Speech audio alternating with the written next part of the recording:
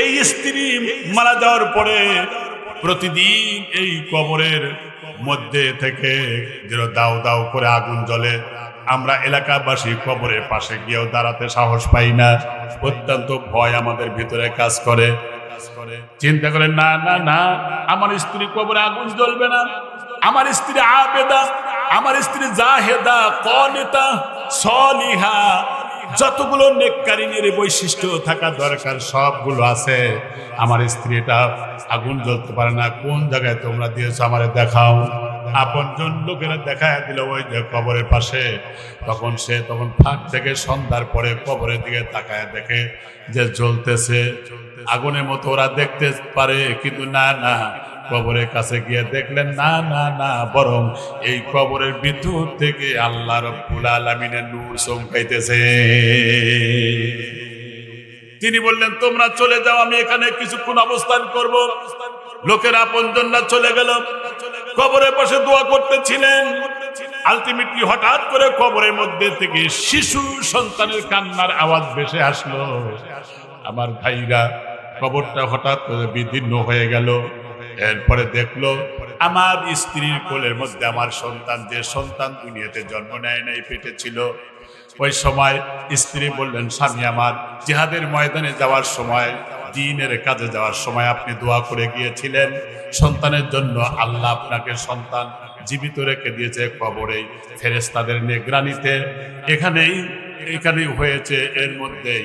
সুতরাং আপনার সন্তান আপনি নিয়ে নেন। যেই মাত্র সন্তান হাতের মধ্যে নিলেন, কবরটা আবার বুঝে গেল। এরপরে এর একটাই মাত্র কারণ বললেন, দুনিয়াতে আমার সাথে আর দেখা হবে না। সন্তানের জন্য দোয়া করেছিলেন, সন্তান পেয়ে গেলেন। আপনার বোর জন্য দোয়া করেন নাই, এই জন্য দুনিয়াতে আপনার সাথে আর দেখা হবে না। প্রিয় মুসলমান ভাইরা আমার, এই জন্য কোন স্বামী যদি স্ত্রীর পক্ষে সাক্ষী দেয় যে ভালো, আলা রাদিন দাখালাল জান্নাহ, নবী বলেছেন ওই স্ত্রী আল্লাহর জান্নাতে চলে যাবে। চ্যানেলটি সাবস্ক্রাইব করে আমাদের সঙ্গেই থাকুন। আল্লাহ রাব্বুল আলামিন বলেন, ওই জীবনে বান্দা যখন অপরাধী হয়ে যাবে, সাব্যস্ত হয়ে যাবে অপরাধী জাহান্নামী হিসাবে, ওই সময় বান্দা অপমান বোধ করবে, লজ্জিত হবে, চিন্তিত হয়ে সে বলবে, ওয়ালাউ তারা ইদিল মুজরিমুনা নাকিসু রুসিহিম ইনদা রাব্বিহিম।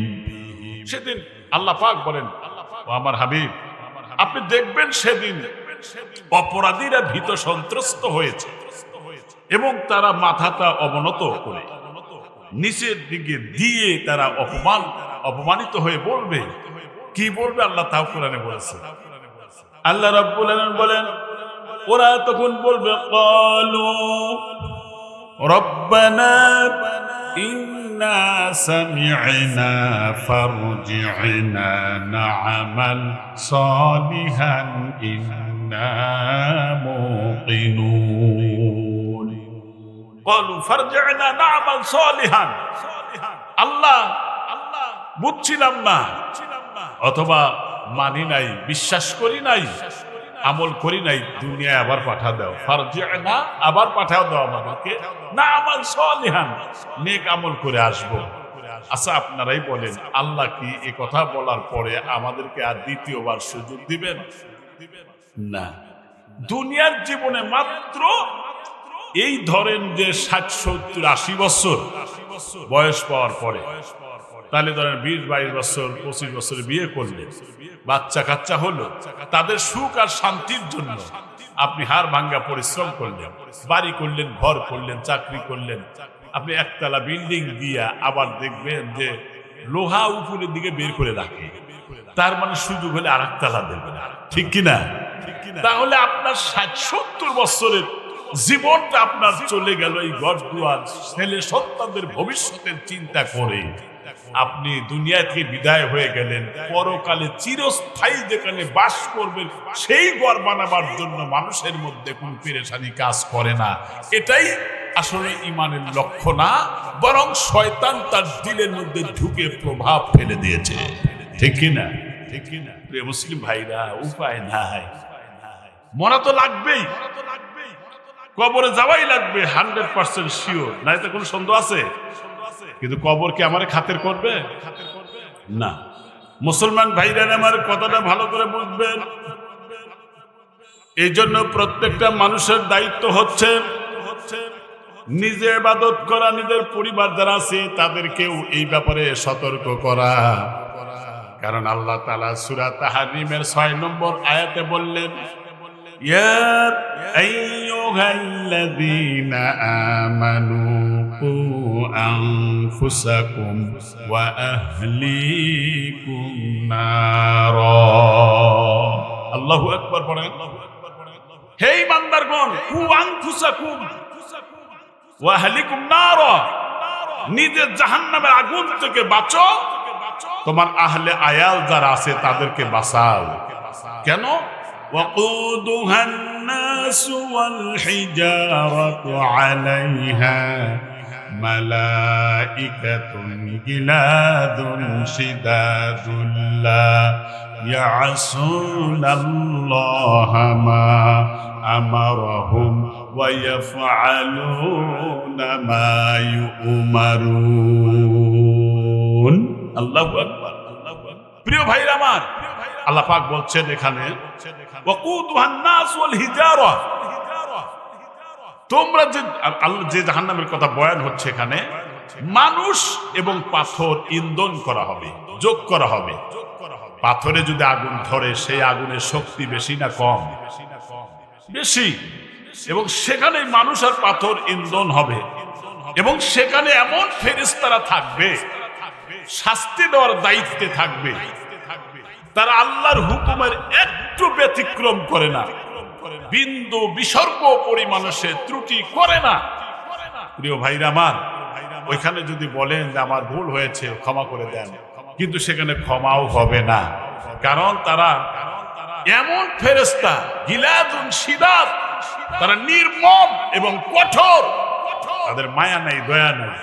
হুজুরের সাথে যদি আমি বেয়াদবি করি, তারপরে আমি উপলব্ধি করে যদি তার হাত ধরে বলি, হুজুর আমার এই আচরণটা করা মোটেও সঙ্গত হয় নাই, আপনি আমারে ক্ষমা করে দেন, বলেন তার দিলটা নরম হবে না? যেহেতু অপরাধী হয়ে নিজের ভুল বুঝতে পেরে যখন তাকে বলেছি, তখন সে সঙ্গত কারণেই ক্ষমা করে দিবেন। কিন্তু ওই ফেরেশতা তারা ক্ষমা করবে না। ক্ষমা করার মালিক কে? আল্লাহ সুবহানাহু ওয়া তাআলা। এই জন্য ভয় যারা করবেন আল্লাহ, সেই ব্যক্তি নিজের দুনিয়াতে যা বলবে, মানুষকে উপদেশ দিবে, ধর্মের কথা বলবে এবং মানুষকে দ্বীনের পথে আনবে, সেই মানুষগুলা কখনোই কথা এবং কাজে গড় মিল রাখবে না। এটা ইমানদারের বৈশিষ্ট্য হচ্ছে কথা আর কাজে মিল থাকতে হবে, ঠিক কিনা? আল্লাহ তাও কোরআনে বলছেন সূরা সফ, আল্লাহ রাব্বুল আলামিন বলেন, ইয়া আইয়ুহাল্লাযীনা আমানু লিমা তাকুলুনা মা লা তাফআলুন। হে বান্দারগণ, এমন কথা কেন বলো যেটা তুমি নিজে করো না? কাবুরা মাকতান ইনদাল্লাহি আন তাকুলু মা লা তাফআলুন। কারণ আল্লাহর কাছে সবচেয়ে ক্রোধের কারণ, রাগের কারণ হয়ে দাঁড়াবে কোনটা? যেটা তুমি বলো অথচ করো না। আমরা অনেকে নসিহত করি ঠিকই, সেই নসিহত অনুযায়ী আমরা চলি না। এরকম আছে না নাই? ভালো কথা খুব বলতে পারি, কিন্তু ভালো কাজে চলার যোগ্যতা আমার মধ্যে তৈরি করি নাই। এ ভাই, দুনিয়া ছেড়ে চলে যেতে হবে। সমস্ত নিয়ামত আল্লাহ আমাদেরকে দিয়েছেন। আমি একটু প্রশ্ন করে নিচ্ছি, যেমন ধরেন এই যে মুরগিগুলো আমরা খাই, মুরগির গোশত খুব মজা লাগে না? দেশি মুরগি আলাদা মজা।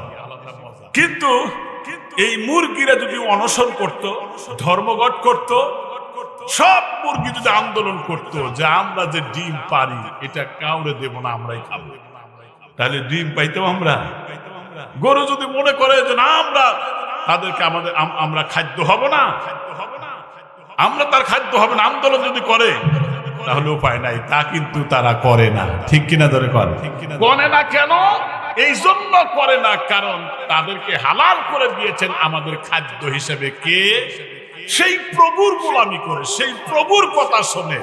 মোরগ জব করার সময় ব্যথা ঠিকই পায়, যেই মোরগের আজান দেয়, আহ্বান করে, আমরা বলি কুকুরা কুক, টানা আজান দেয়, মানুষকে ঘুম থেকে জাগায় দেয় ফজরের সময়, ওই মোরগের গলায় ছুরি ঠিকই চালাই, কিন্তু সে বেশি বাড়াবাড়ি করে না, কারণ জানে এবং সে মনে মনে বলে আল্লাহ হালাল করে দিয়েছেন, তাই তোমরা খাও, নইলে আমি ঠোক মারতাম।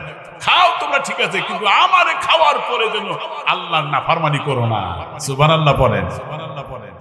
আমার বুঝেছে না, দেখেন এই যে ছাগলের বাচ্চা হয়, 2টা হয়, 3টা হয়, হয় না এরকম? হওয়ার পরেই দেখবেন, অথবা গরুর একটা বাছুর হইলো, হওয়ার পরেই দাঁড়ায় সাইডেই কোন জায়গায় খাবার আছে, ওলান আছে, বাট আছে, সেইখানে যা আবার খাওয়া শুরু করে। দেখবেন খাইতে খাইতে একবার মাথা দে মানে গুতা, ঠিক না? গুতা মারে কে? ওর মধ্যে ফ্রিজ হতে পারে, বরফ হতে পারে, আর বের হচ্ছে না, মাথা দিয়ে গুতায়া বরফ ভেঙে দুধগুলো সুন্দরভাবে তরল লিকুইড হচ্ছে এবং তরল হয়ে নির্গত হচ্ছে, খেয়ে তারা আরাম পাচ্ছে। তাহলে আবার এই যে মুরগির বাচ্চা বিভিন্ন জায়গায়, এগুলো কিচ্ছু দিবেন আমাকে, মুরগির বাচ্চাগুলো ছড়িয়ে ছিটে খায়, কিন্তু যদি বেজি আসে, শ্রীগাল আসে, চিল পাখি আসে, মা মুরগি হিসাবে কটকট কটকট করে আওয়াজ করে, আর সবাই চলে আসে, পাখার নিচে দিয়ে এমন ভাবে রাখে যে কোনো কেউ আর খুঁজে পায় না, ঠিক কিনা? তাহলে কে নেডিকেশন দিল? কে ছাগলের বাচ্চাকে নেডিকেশন দিল, ইনস্ট্রাকশন দিল? কে বাছুরকে নেডিকেশন দিয়েছে? কে দিক নির্দেশনা দিয়েছে? প্রিয় মুসলমান ভাইরা, দেখবেন যে হাঁসের যদি আপনি ডিম মুরগির নিচে দেন, ওই হাঁসের ডিম থেকে হাঁসই হবে, মুরগি হবে না। কিন্তু আপনার মুরগির ডিম থেকে যে বাচ্চা হবে, এই বাচ্চা ঠিকই আপনি দেখবেন যে শুকনা থাকবে, পানি বিলে যাবেই না, কিন্তু হাঁসের বাচ্চার সোজা পানির দিকে যাবে। তার আকর্ষণ কে নেডিকেশন দিয়েছে? সবকিছু স্রষ্টা কে? জোরে বলেন কে? একটু অবজার্ভ করেন প্রিয় ভাইরা, আমরা যদি এইটুকু অবজার্ভ করতে পারতাম, তাহলে আমরা কখনোই নাফরমানি করতে পারতাম না, ঠিক কিনা? আমি পায়ে ধরে বলি, অনুরোধ করি, আমরা কেউ অসৎ হব না, বেনামাজি হব না, সুদ খাবো না, ঘুষ খাবো না, মদ পান করবো না, জেনা করবো না, ব্যভিচার করবো না, হত্যা করবো না, দর্শন করবো না, চাঁদাবাজি করবো না, ঠিক কিনা? ধরে কর, ঠিক কিনা? ধরে এক শ্রেণীর মানুষ আছে আমার ভাইরা, দেখবেন আপনারা, বিড়াল যেমন চায় না বাড়িওয়ালা খাবারটা ঢেকে রাখুক, এটা বিড়াল চায় না।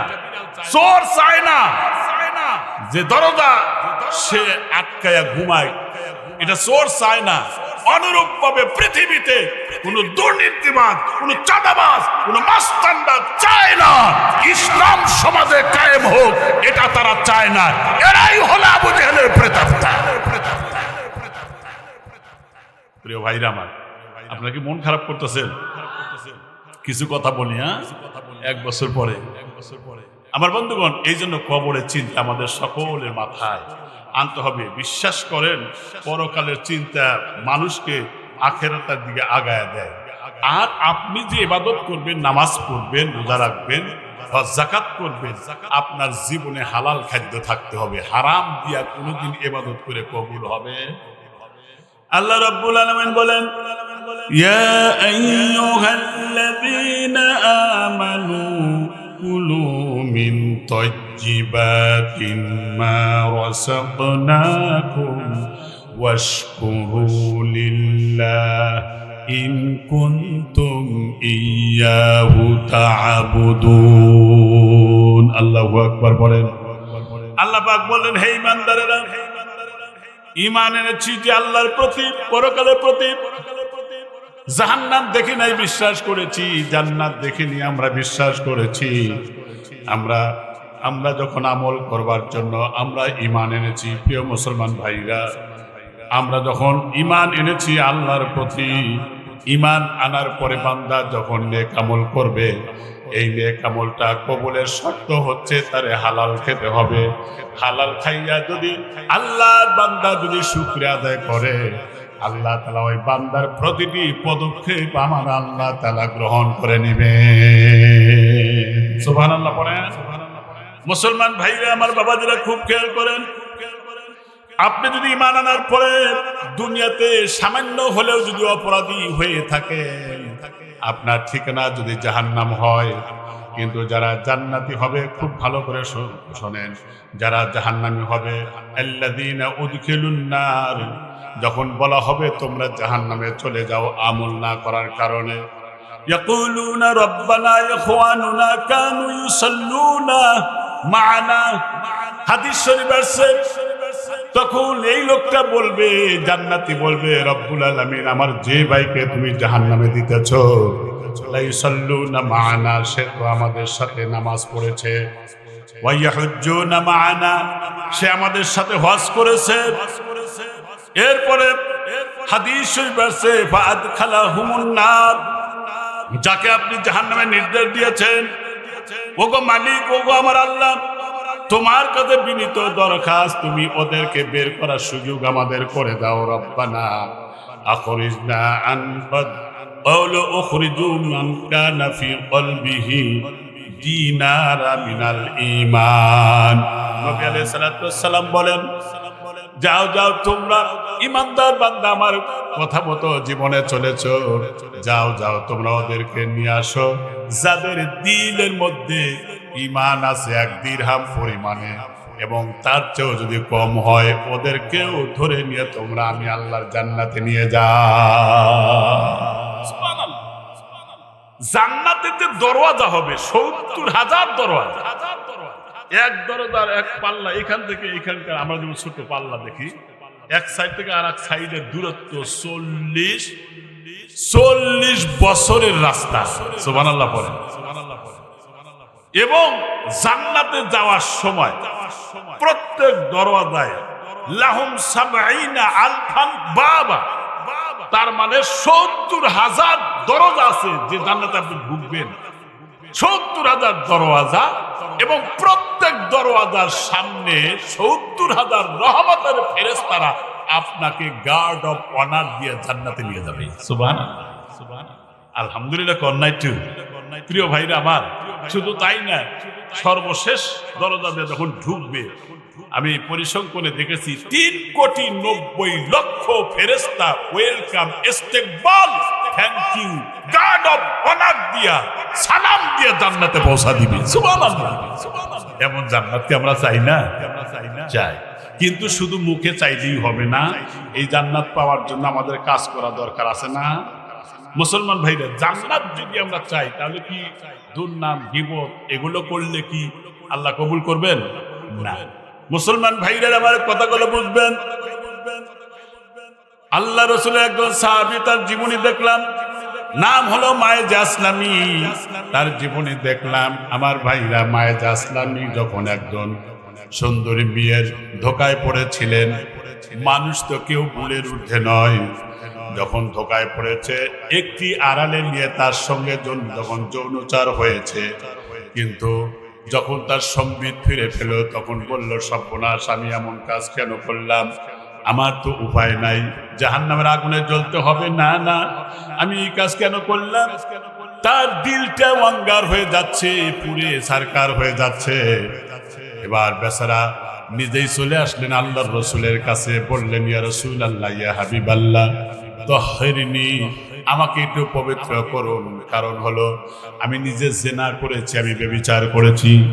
নবী বললেন, ওয়াইহাকা ইয়ারজাউ ফাস্তাগফিরুল্লাহ ওয়া তুবু ইলাইহি, যা তুমি তওবা করে ইস্তিগফার করো, আল্লাহ তাআলা ক্ষমা করে দিবেন, চলে যাও। ওই মুহূর্তে চলে যাচ্ছিলেন আর তওবা করছিলেন। তারপরে আবার তিনি ফিরে আসলেন আর বললেন, ওগো আল্লাহর পয়গম্বর, আমার দিল মানছে না, আমার মনে হয় জাহান্নামে চলে যাব। ওই মুহূর্তে বললেন, ওয়াইহাকা ইয়ারজাউ ফাস্তাগফিরুল্লাহ ওয়া তুবু ইলাইহি, যাও বান্দা, তওবা করে ইস্তিগফার করো, আল্লাহর কাছে আকুতি কাকুতি মিনতি করে দোয়া করো, চোখের পানি ছেড়ে কাঁদতে থাকো, আল্লাহ তোমাকে ক্ষমা করে দিবেন।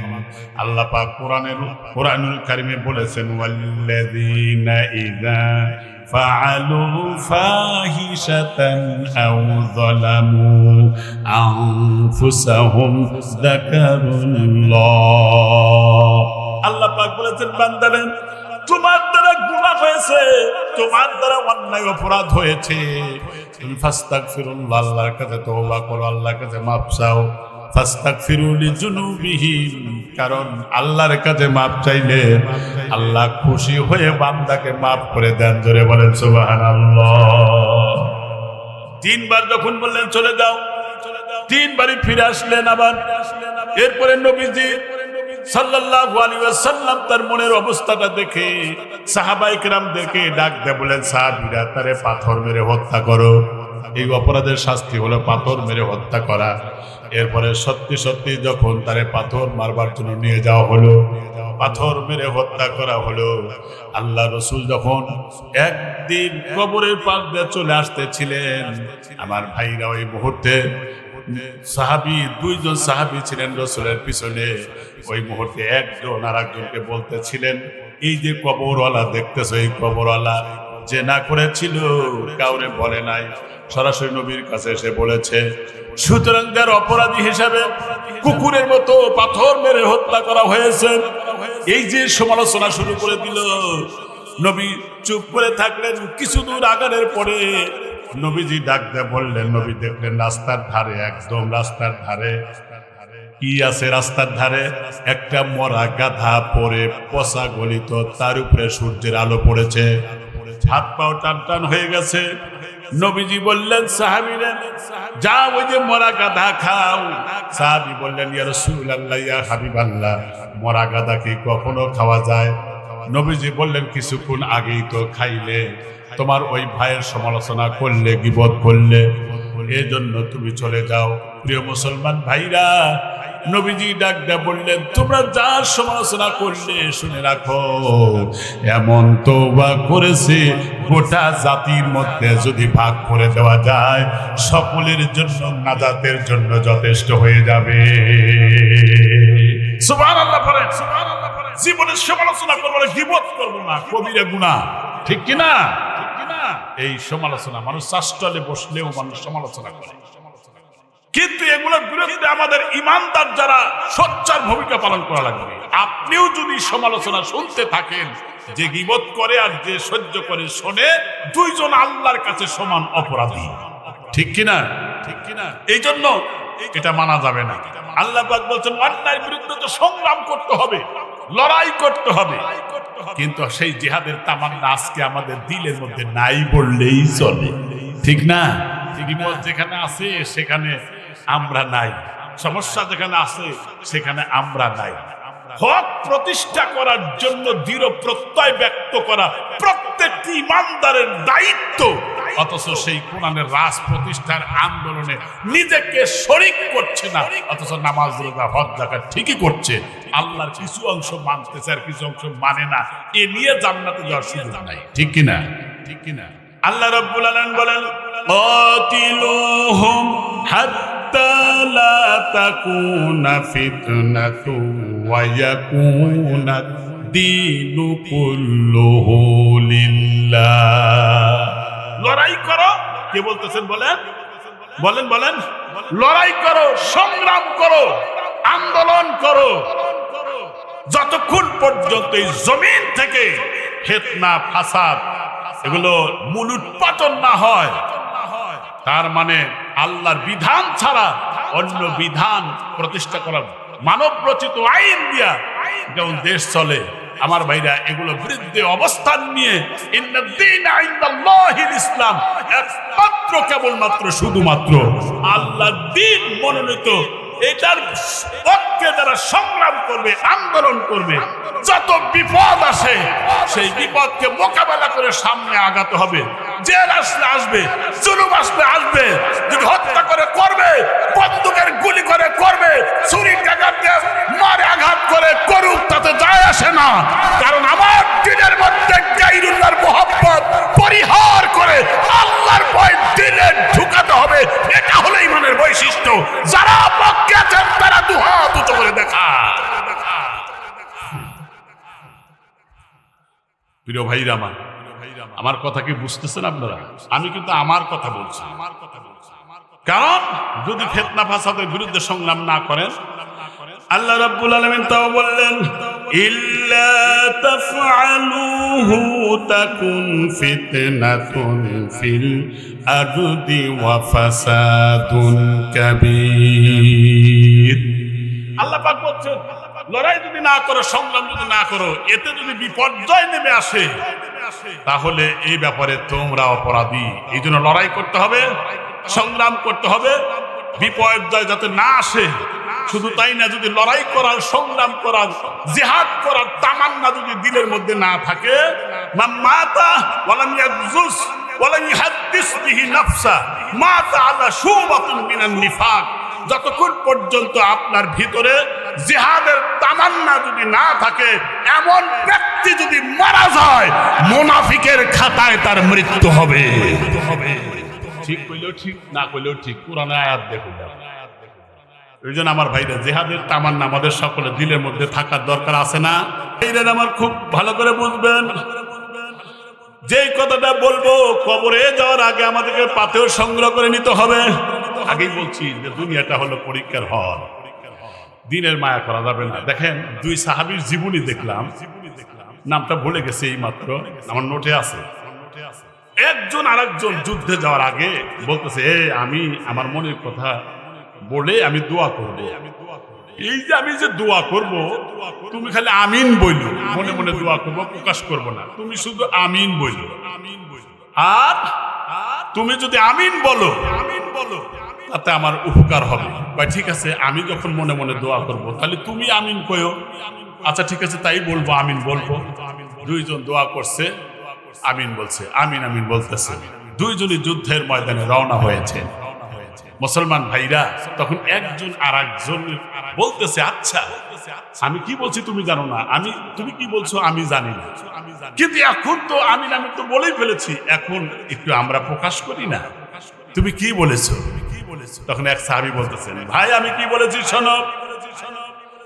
আমি বলেছি শোনো, আমি বলেছি এই কথা, আল্লাহ এই জিহাদের ময়দানে আমি যাব, আমি যেন জিহাদের ময়দান থেকে গাজী হয়ে ফিরে আসতে পারি। আর আমিন বলেছো, আল্লাহ কবুল করে নিয়েছেন। তুমি কি বলেছো? আমি দোয়া করেছি, আল্লাহ জিহাদের ময়দানে যাওয়ার পরে কাফেররা তাদের সাথে যুদ্ধ করতে গিয়ে যদি আমার হাত কেটে যায়, আলাদা হয়ে যাক, অঙ্গ আলাদা হয়ে যাক, বা আলাদা হয়ে যাক, অঙ্গ প্রত্যঙ্গ বিচ্ছিন্ন করে হারিয়ে ফেলে দিই, এটা আমি চাই। আমার ভাইরা তিনি বললেন, এটা কেন করলে? ওই শোনো, এই জন্য করলাম, আমার এই চোখ দিয়ে তো অনেক সময় গুনাহ হয়ে গেছে, কান দিয়ে গুনাহ হয়েছে। আজকে যেমন ছেলেরা হেডফোন কানে লাগাইয়া গান বাজনা শোনে, এই গান কিন্তু আমার বিপক্ষে সাক্ষী দিবে, ঠিক কিনা? চোখ দিয়ে অন্য নারীর দিকে তাকায়, এই চোখ সাক্ষী দিবে। হাত দিয়ে অন্য পর নারীকে ধরে অন্যকে আঘাত করে, হাত সাক্ষী দিবে, পা সাক্ষী দিবে, শরীরের চামড়াও সাক্ষী দিবে। আমার মুসলমান ভাইরা, ওই সময় হাত্তা ইদা মা জাউহা শাহিদা আলাইহিম সামউহুম ওয়া আবসারুহুম ওয়া জুলুদুহুম বিমা কানু ইয়ামালুন। সেদিন আমার সাথের অঙ্গ প্রত্যঙ্গগুলো আল্লাহর দরবারে সাক্ষী দিবে। শাহিদা আলাইহিম সামউহুম, আল্লাহর কথাই কান সাক্ষী দিবে। দ্বীনের কথা না শুনে তোমরা দুনিয়ার এবং গান বাজনা এগুলো শুনেছো, গান শুনেছো। তোমরা রুনানালার গান শুনলা, কনক চাপার গান শুনলা, তোমরা সাবিনা ইয়াসমিনের গান শুনলা, তোমরা হাবিজাবে শুনলা। চোখ সাক্ষী দিবে, যেটা দেখা নিষেধ, গায়রে মুহাররাম, তাকেও তুমি দেখেছো। চোখের আমানতের খেয়ানত হয়েছে। তখন সেই জাহান্নামে দ্বার প্রান্তে বলবে, কি বলবে আল্লাহ তাও বলেছে, শোনো, লিমা শাহিদতুম আলাইনা, এই আমার সাথে অঙ্গ প্রত্যঙ্গ যারা ছিলে, কেন আমার বিরুদ্ধে সাক্ষী দিলে? তখন অঙ্গ প্রত্যঙ্গ জবাব দিবে, অকালো, যখন বলবে লিজুলুদিহিম লিমা শাহিদতুম আলাইনা, কেন আমার বিরুদ্ধে সাক্ষী দিলে? তখন অঙ্গ প্রত্যঙ্গ বলবে, ক্বালু আতাকানাল্লাহুল্লাযী আতাকা কুল্লা শাইইন ওয়া হুয়া খালাকাকুম আউওয়ালা মাররাতিন ওয়া ইলাইহি তুরজাউন। আল্লাহু আকবার বলেন। সে বলবে, ক্বালু আতাকানাল্লাহ।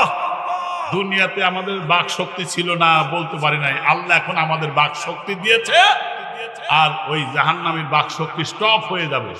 আলিয়াউমা নাখতিমু আলা আফওয়াহিহিম, বাকশক্তি স্টপ হবে, মুখ বন্ধ হয়ে যাবে। আমার মুসলমানরা কথা বলতে পারবো না। এ যুবক, তুমি কার পিছনে দৌড়াও? কোন নেতার পিছনে তুমি দৌড়াও? তুমি ওই নেতার পিছনে দৌড়াও যার ভিতরে পরকালের ভয় আছে, যার সুন্নতের আমল আছে, যার মধ্যে আল্লাহর ফরজ, আল্লাহ কর্তৃক নির্ধারিত বিষয়গুলো সে বাস্তব জীবনে অনুশীলন করে। নইলে নেতার সাথেই তোমাকে জাহান্নামে ঢুকানো হবে। প্রত্যেকটি নেতা এবং কর্মীদেরকে তোলা হবে সেদিন, ঠিক কিনা? এ কথা কি আমার না আল্লাহর? আল্লাহ পাক বলেন, ইয়াউমা নাদউ কুল্লা উনাসিন বিইমামিহিম ফামান উতিয়া কিতাবাহু বিয়ামিনিহি ফাউলাইকা ইয়াকরাউনা কিতাবাহুম ওয়ালা ইযলামুনা ফাতিলা। আল্লাহু আকবার। সেই দিনের কথা মনে করো। কে বলতেছেন? সেই দিনের কথা, পরকালের কথা, হাসরের কথা, যেদিন বিচার হবে সেই দিনের কথা মনে করো, যেদিন আমি মানুষের প্রত্যেকটি দলকে তার নেতা সহকারে ডাকবো বিচারের সময়। কোন নেতার পিছনে দৌড়াও মিয়া? খালি নামাজ পড়ে কপাল কালা করে বেহেশতে গেছা, অত সহজ? মামুর বাড়ি সবরি কলা? কার আনুগত্য করলা তুমি? তোমাকে নেতা বললো অমুকের বিরুদ্ধে মিথ্যা সাক্ষী দেয়া, তুমি দিলা? অমুকের বাড়িতে আগুন জ্বালাও, জ্বালাইলা না? শুনে রাখো, সেদিন যাদের আমল নামা তাদের ডান হাতে দেওয়া হবে, নিজেদের কার্যকলাপ সে পাঠ করবে, তখন সে বলবে, ইন্নী যানানতু আন্নী মুলাকিন হিসাবিয়া, আমি জানতাম যে এই ধরনের আমল নামা আমাকে দেওয়া হবে। সুতরাং এটা নিয়ে ফেরেশতাদেরকে বলবে, দেখো আমার আমল নামা কত সুন্দর। প্রিয় মুসলমান ভাইরা, এই জন্য দুনিয়াতে আমরা যখন চলবো হিসাব করে চলতে হবে। রাজি আছেন তো ইনশাআল্লাহ আপনারা? তাহলে বলতেছিলাম, দুইজনই দোয়া করে জেহাদে গেছে, মনে আছে না আপনাদের? জেহাদে যায় সত্যি যে দোয়া করছে গাজী হয়ে ফিরে আসছে, আর যে দোয়া করছে অঙ্গ প্রত্যঙ্গ সব জন আলাদা হয়ে যায়, সত্যি আর খুঁজে পাওয়া গেল না, আলাদা আলাদা হয়ে গেল। কারণ জেহাদের তামান্না দিলে থাকতে হবে, নইলে আর উপায় নাই। এক সাহাবী, তার জীবনে দেখলাম যে তার স্ত্রীর কাছে যখন বলে যাচ্ছে, তখন স্ত্রী বললেন, আপনার অনাগত সন্তান আমার পেটে আছে, এই সন্তানের জন্য দোয়া করে যান। তখন পেটে হাত দিয়া, স্ত্রী পেটে হাত দিয়া সন্তানের জন্য দোয়া করলেন, আর চলে গেলেন তিনি। মুসলমান ভাইরা খুব মজার কথা খেয়াল করেন, যেই মাত্র চলে গেলেন, দীর্ঘদিন জিহাদের ময়দানে থাকার পরে যখন জিহাদের ময়দান থেকে গাজী হয়ে ফিরে আসলেন, গ্রামে ঢোকার সাথে সাথে বলতেছেন, গ্রামের লোকেরা কয় সর্বনাশ হয়েছে। কয় কেন? কয় আপনার স্ত্রী মারা গেছে আপনি যাওয়ার পরে, কিন্তু এই স্ত্রী মারা যাওয়ার পরে প্রতিদিন এই কবরের মধ্যে থেকে যেন দাউ দাউ করে আগুন জ্বলে, আমরা এলাকাবাসী কবরের পাশে গিয়েও দাঁড়াতে সাহস পাই না, অত্যন্ত ভয় আমাদের ভিতরে কাজ করে। চিন্তা করেন, না না না, আমার স্ত্রী কবরে আগুন জ্বলবে না, আমার স্ত্রী আবেদা, আমার স্ত্রী জাহেদা, কনিতা, সলিহা, যতগুলো নেককারিনীর বৈশিষ্ট্য থাকা দরকার সবগুলো আছে, আমার স্ত্রীটা আগুন জ্বলতে পারে না। কোন জায়গায় তোমরা দিয়েছো আমারে দেখাও। আপনজন লোকেরা দেখায় দিল ওই যে কবরের পাশে। তখন ফাঁক থেকে সন্ধ্যার পরে কবরের দিকে তাকায় দেখে যে জ্বলতেছে আগুনের মতো, ওরা দেখতে পারে, কিন্তু না না, কবরের কাছে গিয়ে দেখলেন না না না, বরং এই কবরের ভিতর থেকে আল্লাহ রাব্বুল আলামিনের নূর চমকাইতেছে।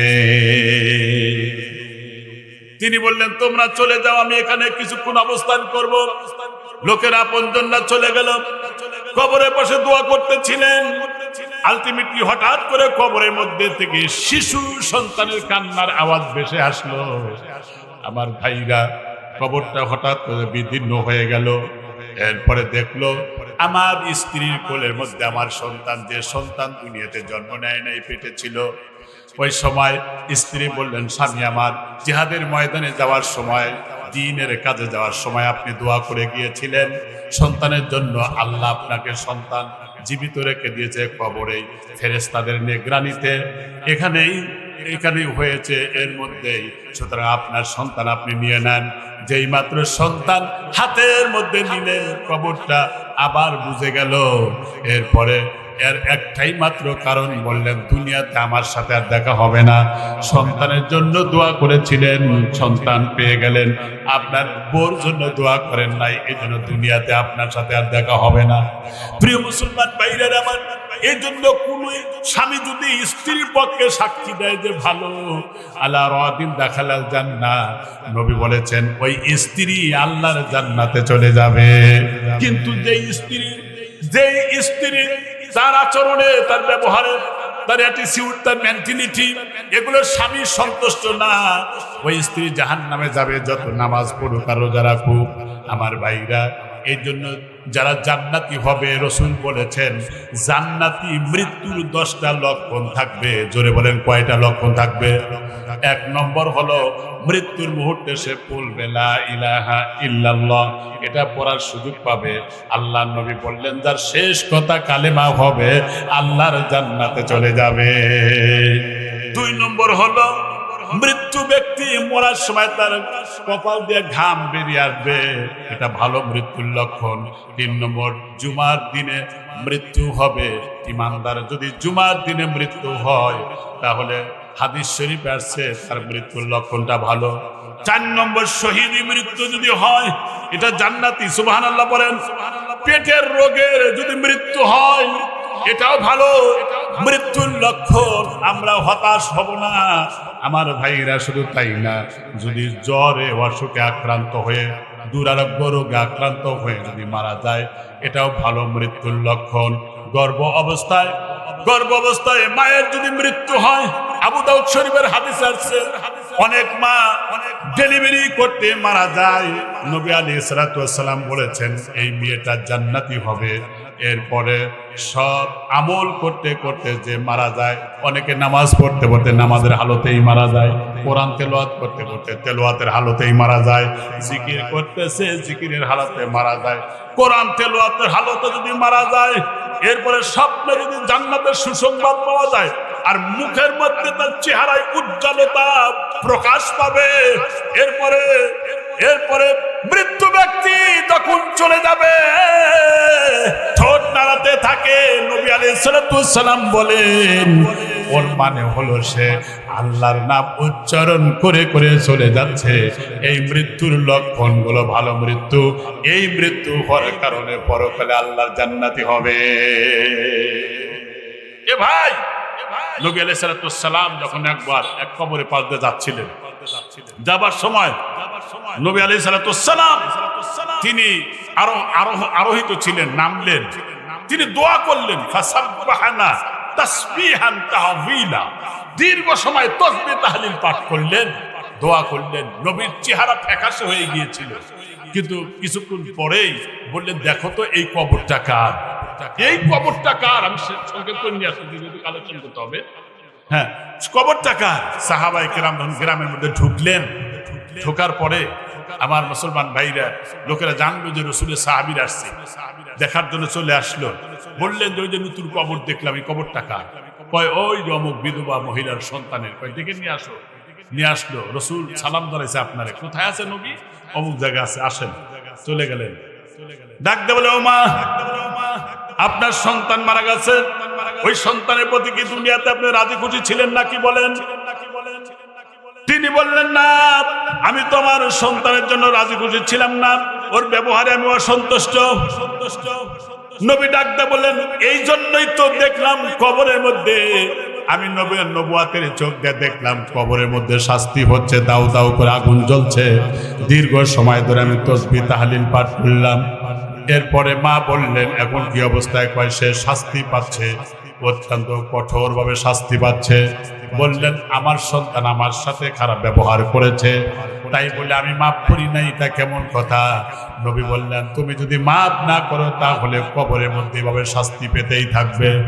ওই মুহূর্তে নবীকে ডাকতে বলেন ওগো আল্লাহর পয়গম্বর, আপনি সাক্ষী থাকেন, আপনার সাথী যারা আছে তাদের সামনে আমি বলতেছি সাক্ষী থাকেন যে আমি আমার সন্তানকে মাফ করে দিলাম। আমার ভাইরা, আমার বাবাজিরা, নবী তখন কবরের দিকে তাকিয়েছিলেন। ওই সময় সময় নবী মুস্কি মুস্কি হাসলেন। সাহাবীরা বললেন, ইয়া রাসূলুল্লাহ, ইয়া হাবিবাল্লাহ, আপনি এইভাবে হাসলেন বুঝতে পারলাম না। নবী বললেন, আমি নবী, তোমরা নবী না। নবুয়াতের চোখ দিয়ে যা দেখি তোমরা তা দেখো না। আমি লক্ষ্য করে দেখলাম, এই মা যখন সন্তানকে মাফ করে দিল, সঙ্গে সঙ্গে আল্লাহ রাব্বুল আলামিন ধপাস করে আগুন নিভিয়ে দিয়েছে। আমার বাগবাকি যুবকেরা তোদের পায়ে ধরে বলে যাই, মায়ের সাথে বেয়াদবি করবি না, বাবার সাথে বেয়াদবি করবি না। মায়ের মর্যাদা নিয়ে যদি কথা বলতাম, কন্যা হিসাবে কি দাম, স্ত্রী হিসাবে কি দাম, মা হিসাবে কি দাম, ইসলাম যে মর্যাদা দিয়েছেন। মা বোনদের একটা হাদিস বলি, রাসূল সাল্লাল্লাহু আলাইহি সাল্লাম বলেছেন, যদি স্বামীর যদি পায়ের গোড়ালিতে যদি ঘা হয়ে যায়, আর একজন স্ত্রী যদি জিহ্বা দিয়ে যদি চেটেও দেয়, তবুও স্বামীর হক আদায় হবে না, খেদমতের আদায় হবে না। আবার স্ত্রী অসুস্থ হয়েছে, যে স্বামী স্ত্রীর খেদমত করবে পরিশ্রম সুস্থ করার লক্ষ্যে এবং সেই স্ত্রীকে দেখাশোনা করবে, খেদমত করবে, নবী বললেন বদরি সাহাবীদের মর্যাদা দিয়া আল্লাহ পাক পরকালে তাদের সঙ্গে জান্নাত দিয়ে দিবেন। আলহামদুলিল্লাহ পড়েন। এই জন্য শুধু আপনার খেদমত করবে তা না, আপনিও স্ত্রীর খেদমত করবেন, কারণ অধিকার কিন্তু আল্লাহ অধিকার সমান দিয়েছেন।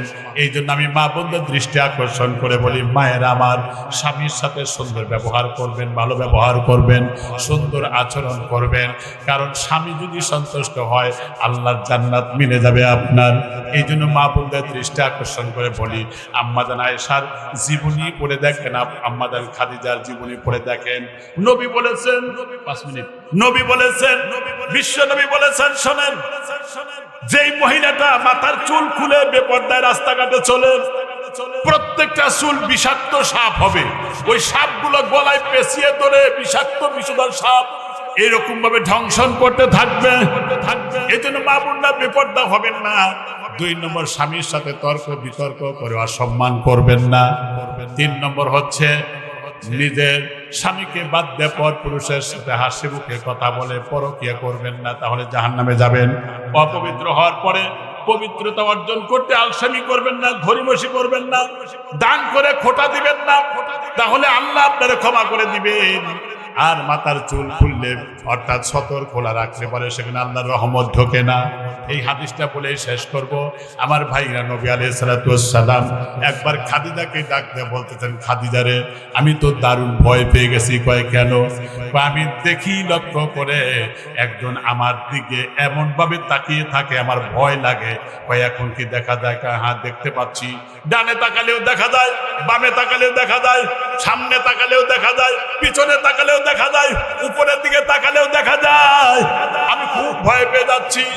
আল্লাহ রাসূলের স্ত্রী আম্মাজান খাদিজা রাদিয়াল্লাহু তাআলা আনহা বললেন, ও আল্লাহর পয়গম্বর, আপনি আমার কোলের মধ্যে বসেন। এরপরে কোলের মধ্যে বসলেন, মাথার উপরে কাপড়টা খুলে দিলেন, সতর খুললেন। ওই মুহূর্তে বললেন, দেখেন তো তাকে এখন দেখা যায় নাকি? এবার ডানে বাই সামনে পিছনে উপরে তাকায় দেখেন, না আর দেখা যায় না। আমার মুসলমান ভাইরা অবশেষে বললেন দেখা যায় না। কয় ঠিক আছে, এখন আপনি এখন তো দেখতে পাচ্ছি না। কয় ঠিক আছে। এরপরে হযরত খাদিজা আবার মাথার কাপড় খোলার পরে তখন দেখা যায় না। যখন মাথায় কাপড় দেয় তখন দেখা যায়, আর যখন মাথায় কাপড় দেয় না তখন দেখা যায় না। খাদিজা ডাক দিয়ে বললেন, নিঃসন্দেহে আপনার ভয় নাই, কারণ যেখানে সতর খুললে পরে আল্লাহর রহমতের ফেরেশতার আগমন হয় না। আর যেই মাত্র মাথায় সতর দেন, সতরকে ঢাকে, তখন দেখা যায় আপনার ভবিষ্যৎ ভালো তো বটেই, বরং আপনার জন্য অপেক্ষা করতে যে আল্লাহ হয়তো নবুয়ত দিবেন। আমার মুসলমান ভাইরা, এই হাদিস থেকে প্রমাণ হয়ে গেল, কোন নারী যদি সতর খুলে রাস্তাঘাটে চলে, আল্লাহর রহমত সেই ঘরের মধ্যে ঢোকে না।